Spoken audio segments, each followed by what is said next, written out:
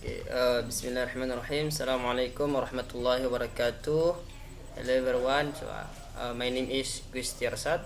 So I am a fresh graduate, a master of computer science, especially computer science, security science.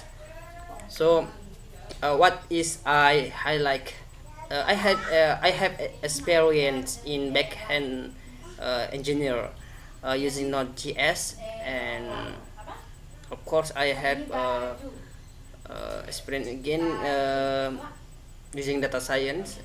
Yes, for data science I using Python language. So why are pursuing the career motivate? So I decided to be back end because I love the logic, how to connect a database from the client to the server, and I started for focusing to pursue my career as a backend developer.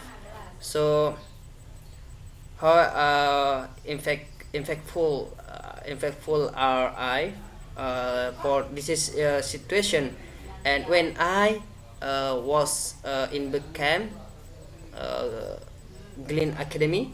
So I was responsibility to create the data.